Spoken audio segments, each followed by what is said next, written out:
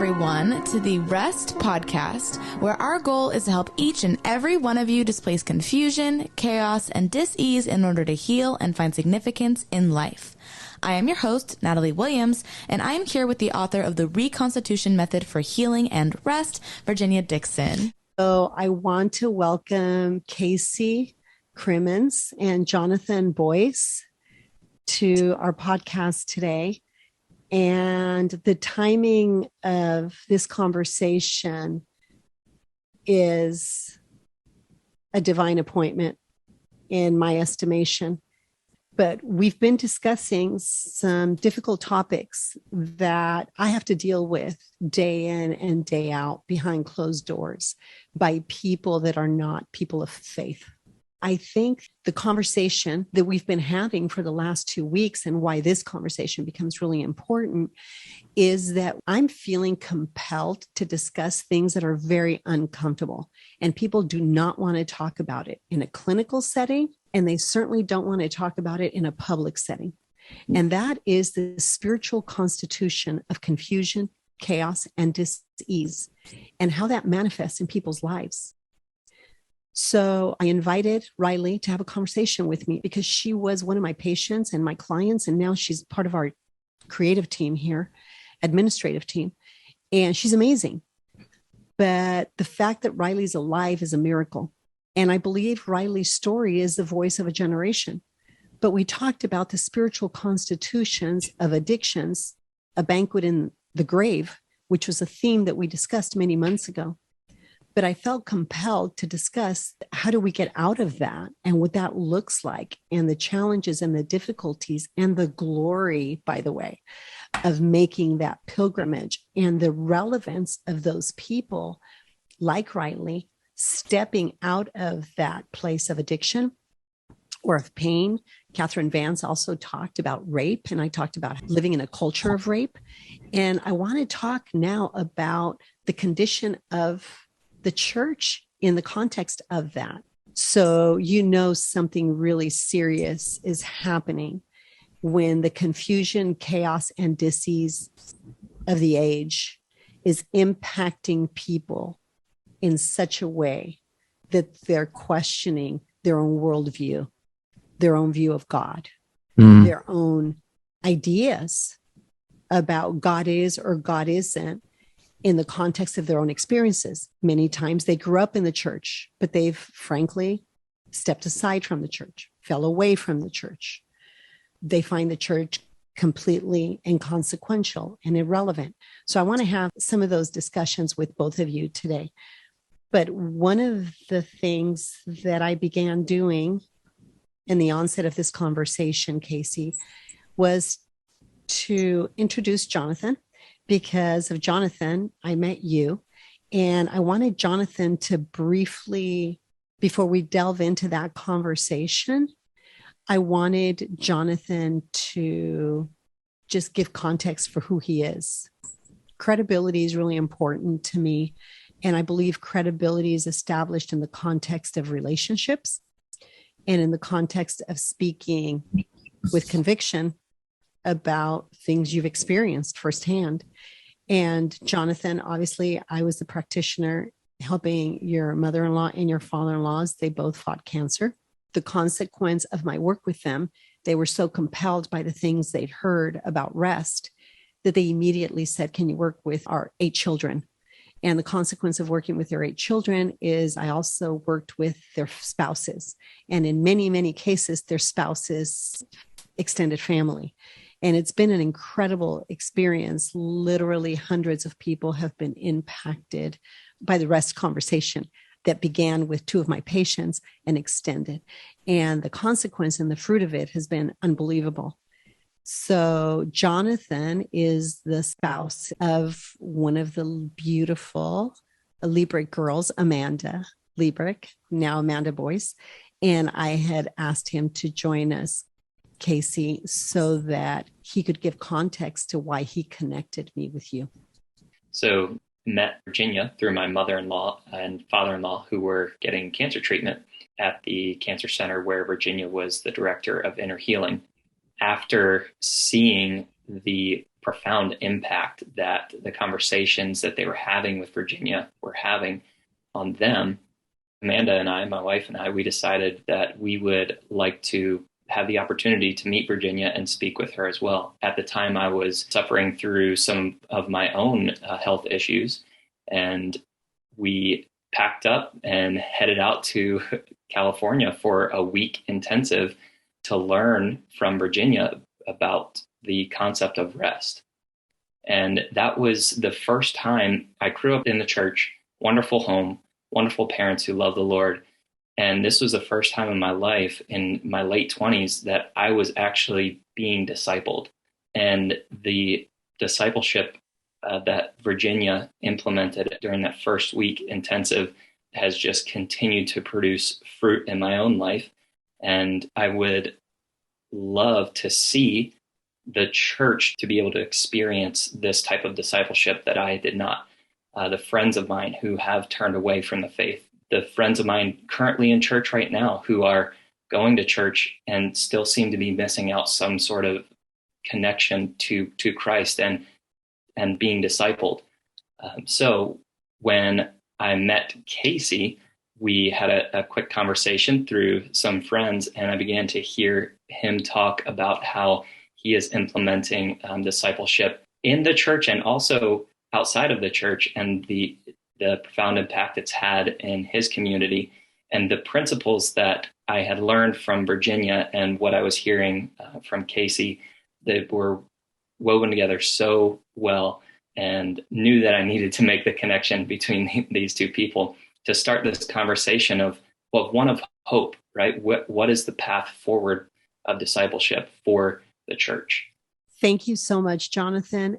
And this conversation is perhaps the most important conversation I think I'm going to have this year with anybody, to be really honest with you, primarily because when confusion, chaos, and dis-ease blindside us and hit us and consume every facet of our lives, as we're experiencing nationally, globally, since the pandemic for sure, and now a lot of complicated political, economic issues are coming to bear, not to mention the consequence on the family, the relationships, and whatnot, and health, right? It is imperative that we discuss uncomfortable conversations of our deepest convictions. And to me, the basis and why I was so excited about you introducing me to Casey is because I'm always looking for one thing in everything at all times. I just want the truth. That's all. I hold everything very loosely because I know that without truth, relational, emotional, and spiritual issues do not matter. Everything rises or falls on the truth. We can have ideas, we can have opinions, we can have perspective, but truth is the plumb line. And I was so encouraged by the things you communicated that Casey was working on, because I thought, wow, this guy is my brother from another mother. We got the same dad, right? And I was so excited to talk to him because I thought God's moving. And I'm all about laws of nature, self-evident truth that speak to our natural affections. I'm a science person. My background is in neuroscience. I have a love for anatomy. I have a love for physiology, but my passion is for theology and for philosophy. What's true and what's not about God is and God isn't. And to me, all those issues are reconciled in this thing we called our temple. All those issues are clarified in the context of psycho-neuroimmunology, how the soul works through the brain in the body. So I think the most beautiful apologetic is contained within ourselves. A defense for God is contained in our very anatomy, in understanding how all these systems work independently, dependent on each other to function. There has to be balance, harmony, and coherence between the spirit, the soul, the body of a person for there to be wholeness, completeness. And when God calls us into holiness, into wholeness, I think he's inviting us into a place of reason to have the resources to reconcile the conflicts we have within ourselves. So I know that's kind of a mouthful, but Jonathan, there's no more practical and beautiful illustration of what that looks like than what I experienced with Mr. and Mrs. Liebrick and their 8 children and their spouses. I invited everybody into a place to reason and reconcile confusion, chaos, and disease that comes with a cancer diagnosis. Let's just be practical. Fear. What am I doing here? Wait, I served God in all these ways. Why is this happening to us? And then the practical aspects of living in today's world with 8 children. Wait a minute. We taught you this. We took you here. We instilled these values. What the hell? What are you guys doing? And the pressure that a mom and a dad that really pour themselves into their children, they think, well, if I did all this, what do you mean? Everything isn't perfect. And now at the peak of our life, we both have cancer. Are you kidding me? We got to have tough discussions about difficult things. And in the context of our R.E.S.T matrix, not only did we unpack all that and we reconcile the confusion, the chaos, and the disease, but it really changed the trajectory of all of our lives, mine included. And that is a story I share with every single client and every single patient and every single leader that I work with and institution that I serve. Because at the end of the day, that's what it's about. We need clarity, order, and ease to live. Our body cannot survive with confusion, chaos, and dis-ease. That's where we get the word disease, right? We become susceptible to very serious conditions. And the statistics we're seeing with cancer and autoimmune diseases and all these other things, they're not universal things. They're happening here in America, very specifically. And so we can't neglect the conversation of philosophy, what's true and what's not, and theology as it pertains to how our very anatomy works. And I know all that was a mouthful, but I felt like it was necessary because Casey isn't very familiar with my work, hasn't worked with me very much. But Casey, the parallel conversation you and I are having is so encouraging to me because, to be frank with you, I feel pretty lonely sometimes. I feel a little crazy sometimes. And the people that have helped retain my sanity have been my patients and my clients and people like Jonathan. But when I heard a young man like you having the conversations you were having that Jonathan pretty much overheard, and him saying, wait a minute, these are the principles Virginia's talking about.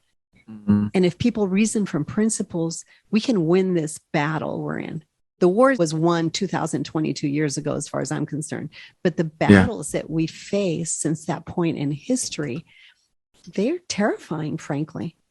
And it takes strength and courage and community.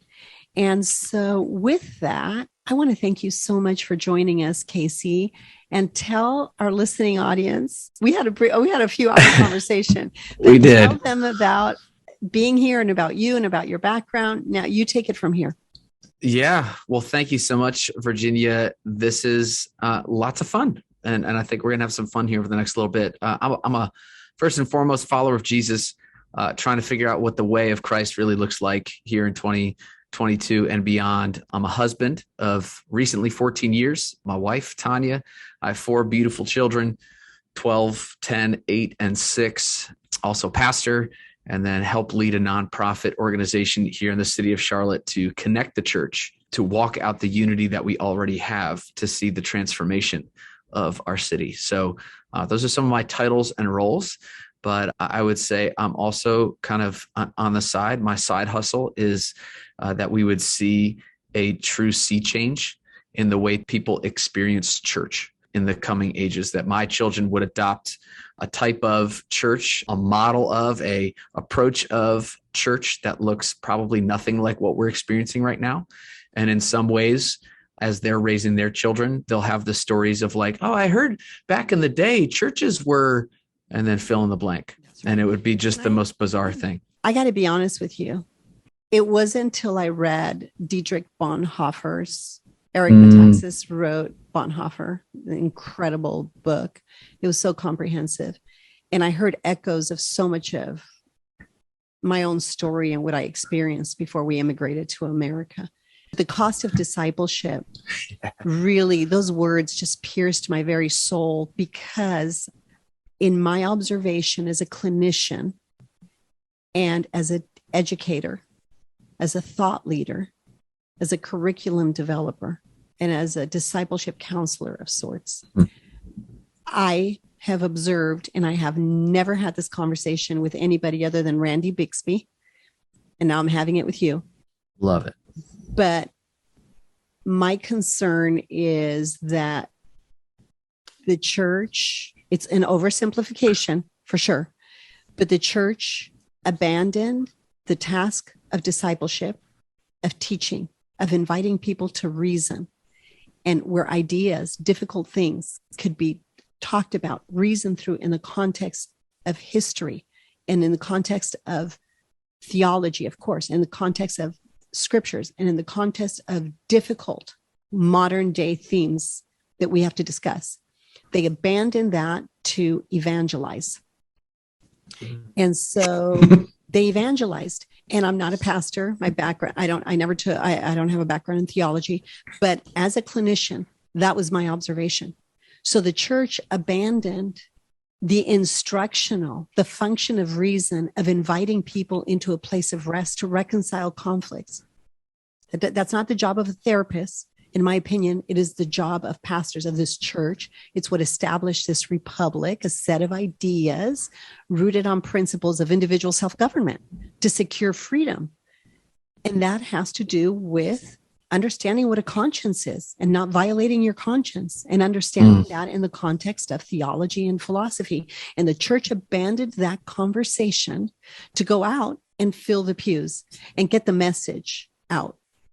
And that was not of primary importance. I think discipleship is, but I'll let you take it from there, because obviously I feel passionate about this, but I see the wreckage that's come out of the church, and I deal with pastors' kids.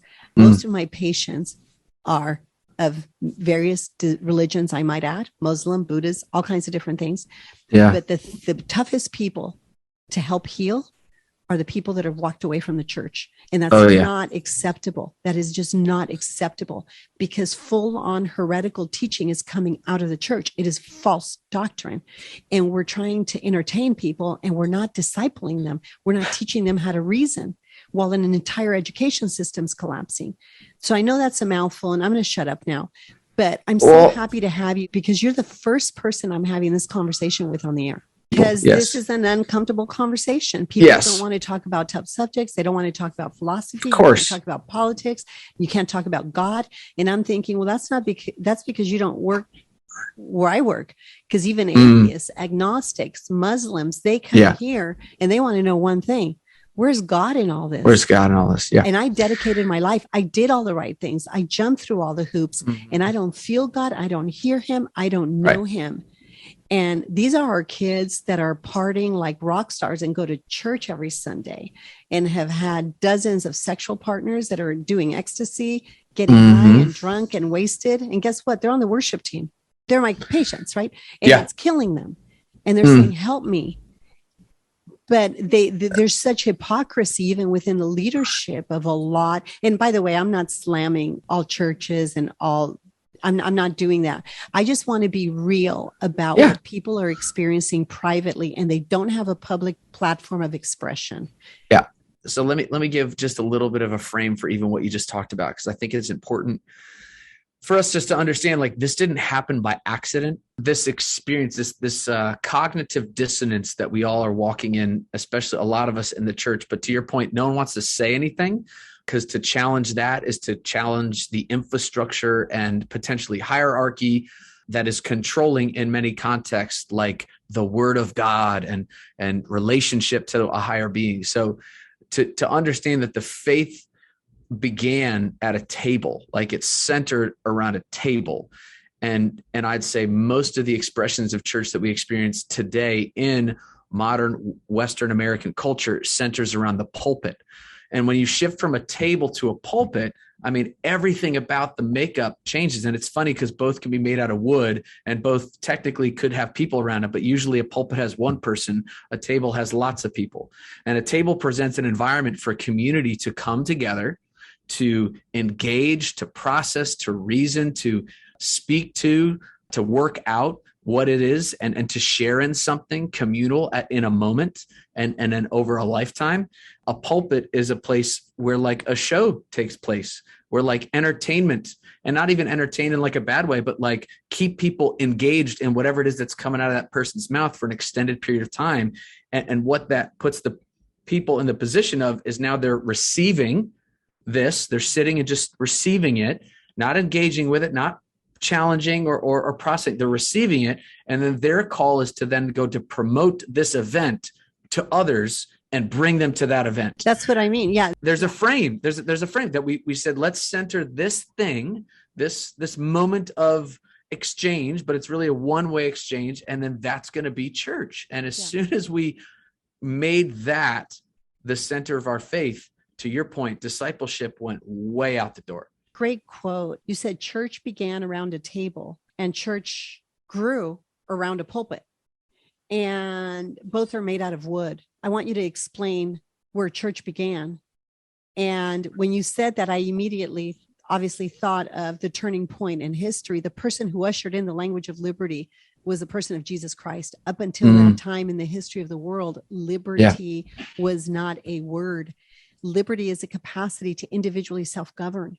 And there's something that we all know as we go through life. We need a strength. We need a power. We need something bigger than ourselves. And Christ said, come to me, all who are weary and heavy burden, and I will give you rest for your soul. My yoke is easy. My burden is light. Come and learn from me. Because in that transaction, he promised that if we surrendered in that place of brokenness, that he and the Holy Spirit would make their dwelling place in us, and we would experience liberty to secure our freedom, internal, external, right? So the table, I want to make clear that you're referring to is the 12 guys that he tried to expound that message, and not only explain that to them and communicate that to them, but to also, something happened. You can't, come on. Jonathan, is that too complicated, what I'm getting into? No, I think it's very timely for what we're talking about right here. Bottom line, this event in history that we measure time by is a critical point in history. And I don't want us to miss the connection between the voice of liberty to secure freedom. And that was the only time in the history of the world that a new world order was ushered in. That's it. Because people had the capacity to change the trajectory of their entire life through a power that they have within their own resources. What's been the practical application of what I just said in your personal life? Because we worked together, and this principle I'm discussing was foundational to the healing of your family. Yeah, it's been taking a long time of hearing this over and over again to really understand it, right? The first time I heard it, it probably didn't really grasp it. It spoke to my natural affections. Good. And I knew that there was truth there. Didn't know how to apply it. Now, understanding that liberty is an internal function of the soul to produce freedom externally. That's coming to be a part of my thinking, to the point where before it, while I heard it, a light bulb switched on in my mind, but it didn't really change the behaviors yet, right? And then now, as I've begun to grasp it and my soul has been able to feed on it and understand these truths, it's transformation from the inside out in my own life. Yeah, and I want to clarify, the soul that Jonathan just referenced is the mind, the heart, the will, the conscience, the feelings. I say this all the time. That is the place, is your very soul, your mind, your heart, your will, your conscience, your feelings, where you negotiate liberty. That's where you make decisions of conscience according to the counsel of your own will, the volition of your own will. It'll determine the measure of freedom you live with. Nobody can take it from you. You literally give it away because you don't understand, or I should say, not you, we give it away because we don't understand the function and the power and the authority that we have in governing those parts of our soul. When we govern those things well, those decisions will bear the consequence in the measure of freedom we're living with. And when we don't understand these principles, we are in bondage. And when we're in bondage, that means we're all tied up in knots, right? And then we will be enslaved by external things that threaten the quality of our life. And Jonathan, I'm so glad that you interjected that it takes time to reason through these things. These aren't quick transactions, but once you have the seed of an idea, what happens? It begins to grow. Yeah, it's transformational. Yeah. You shared a story, and I think we mentioned it some podcasts ago, or I referenced it, about the trash guy that created art. I want you to share that story. Yeah. So Rob Greenfield, he's an activist, green earth activist, and he has some really unconventional ways of getting people's attention. And one of the things that he recently did was he took trash bags and strapped them to himself. And for 30 days, every piece of trash that he had from like eating a meal, receiving a package in the mail, anything, anytime that he had any trash, instead of throwing it away in a nearby dumpster, never to be seen again, and it's forgotten, it's out of his life, he put it in these bags that he had strapped to himself, and he began to fill them, every single item, for 30 days, living as a normal American would. And these began to fill up over and over to where he could almost barely walk, sit down, move, or anything. And it was like a beautiful picture, right, of how we kind of do this. Things that enslave us. Yeah. The trash that enslaves us. Mm-hmm. And so instead of processing appropriately the things, he really started thinking, how much trash do I really has access to me, and do I have access to, and how much can accumulate in my life? Yeah. Mm-hmm. Yeah. Wow. Mm-hmm. So he held on to things, and the baggage was unbelievable. Yeah. In the same token, he did another study with food. Yeah. Share with everyone what that's like. Yeah. So with this, he calls them food fiascos, and he initially started going biking across the United States, and he would live off of the food that he could find in a dumpster. Well, then that sparked an idea for his next year. His big event was to then collect all this food in a city, bring it into a park, and he would lay it out in beautiful murals. It was almost like a picture and a painting across the ground. Beautiful. And he would invite I saw that. people, homeless people, or just anyone who wanted to just come up and receive this perfectly fine food that was just being thrown away. And to get people's attention and think like, we live in America where it's a real problem that I believe the statistic is 1 in 4 children have food insecurity. And here we are just throwing food away, perfectly good food. His ideas of getting people's attention are pretty unconventional and pretty amazing. So the reverse can be true. Be careful. The things that you throw away, don't have a disposable mentality in life, and be intentional and conscientious about what you do with that stuff. Mm-hmm. Yeah. Because it can save a life. Mm-hmm. Yeah, I love that story. Well, it looks like Casey may be joining us again. I am, and y'all would not believe this, the building that I was in lost power. It was it's a massive YMCA, like huge gymnasium. The power just goes out. And I keep waiting for it to come back on. Does not come back on. I come out into the street. There are all the stoplights are out. Like this entire section of Charlotte had just all of a sudden lost power. So I don't know what we were talking about, but maybe we got to be careful.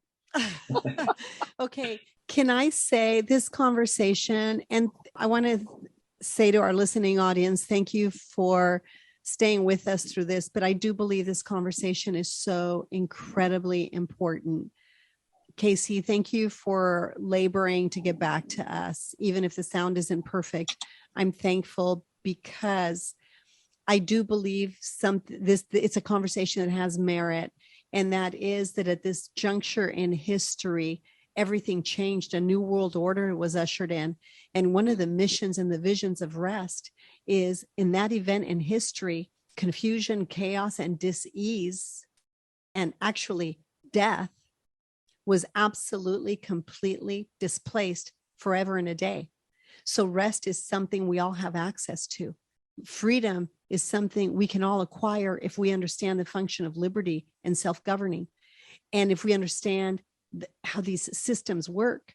So having a reasonable conversation about faith, about philosophy, about theology, about the state of affairs that are very confusing right now is really important. And I want to have those in the context of what's happening in the church today. There is a reformation happening, and I'm hoping it's happening in all these other religions as well. But I think everybody can see something is desperately wrong.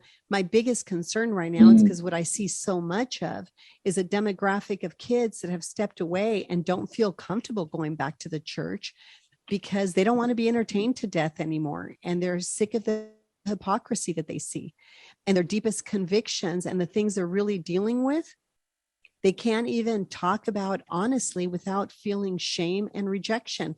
And they can't even find context of those conversations in a message. And so thank you. We'll pick up with why what's happening and this concept of discipleship is becoming really important. I want to give people hope that the church is not dead, and pastors don't have their head in the sand, that they're not every pastor's in an echo chamber. Absolutely. And you asked a very specific question that I was very excited to answer. And I'm sure my face was very excited. And then the power came off, which was how the beginnings of our faith and how Jesus inaugurated a lot of what he was trying to do around a table, how that happened. And I have to go to story after story after story where we see Jesus bringing people to tables, usually that were uncomfortable for them to be at. I mean, they're not all, we always go to the upper room like that last night and everything was perfect and wonderful. And it's like, you have to look at the 15 other tables that he set to see that dining with a tax collector, dining with sinners, letting a woman weep at his feet and clean his feet off with her hair. Like, this is the ministry. This is how he was discipling them. He was discipling them around a table. So what we now see as church service, and when people are like, I'm going to church, it's like all these things burrow into my soul in moments to be like, we have so little concept for the expansive, robust nature of Jesus's ministry to his disciples, to those he was intentionally discipling, that as they sat at tables, as they broke bread, as they worked through like really difficult questions. I mean, you look at some of the conversations that took place and conflicts, yes, around tables. And Jesus didn't say, oh, dinner's over, everybody out of here. He's like, that's a great question. That's a great question that the Pharisees have. Hey, that's a great question that you, the host, like, let me ask you a question actually about that. And then to tease out like the truths of the universe across a table, and to see that table then expands to what we now know as the multiple billion people that profess Christ as Lord of their lives. Like, it started at a table, and we want the big. We always want the big. And of course, there's a train coming just right on time. We always want to move right to the big. Like, we just want tons of people. We want tons of, attention and platform and all the things. And yet Jesus is like, if we actually just focused on how I started all of this, the level and depth of life-changing movement of people's lives around tables, in living rooms, around, I mean, we're making a table right here virtually. Like, the three of us sitting at a coffee shop unpackage it. Like, this will deeply and profoundly move and change the course of history versus a 45-minute 3-point sermon with a great illustration. And I don't mean that. And again, not to enter, because J.I. Packard, Os Guinness, Ravi Zacharias, R.C. Sproul. I mean, when R.C. Sproul passed away, right? Mm-hmm. And I know he was an evangelist and he wasn't a perfect man. We could talk about that too for a minute. But those men shaped my love for truth and for knowledge and for reason and for understanding. And God himself, and one of the greatest leaders that lived, Isaiah, right? Prophets, it's like, come, let us reason together, says God. Though your conflicts are devastating, I'll show you the light in that. I'll make them white as snow. I'll clarify all this stuff for you. And I think these gatherings you're talking about are so significant. I want to give people hope, not to get ugly and brutal fast. No, but we have a serious culture of addictions, and the anatomy of an addiction, in my estimation, is a broken heart and a shattered soul, and no place to go without pain. And there are spiritual implications that we've discussed in the last 2 podcasts of an addiction and the anatomy of an addiction. Evil has a name, and it manifests in what we all talked about it all the time, but when we have to deal with it, nobody wants to deal with it. We talk about the demons we wrestle with, the demons we see. Well, here I have to deal with them with atheists. Yeah. Because these beings materialize.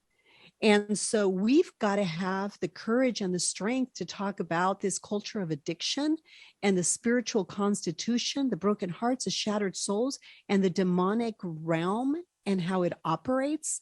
That's why these rehab centers are revolving doors. Because if you do not account for the spiritual constitution of disease states, you can't heal a soul, and you're certainly not going to do too much for the anatomy of a person. Yeah, they might be okay for 2, 3, 4, 5 years, but it's only a matter of time before things that we're not willing to talk about really sink their claws into the very soul of our anatomy. I mean, look at Ravi. And not to get into that, that's like a huge conversation, but a rape culture. We have a rape culture. I see there isn't a college girl I've dealt with in the last 5 years that has not been raped, known somebody who is raped, and is confusing and rationalizing the rape. And I'll go even further. The extent to which everything that's sacred about their very personhood and humanity was violated by something that they've accepted as normal. Oh, I don't know if it was this. I don't know if it was that. I mean, he didn't mean it. I mean, yeah, I kind of did that.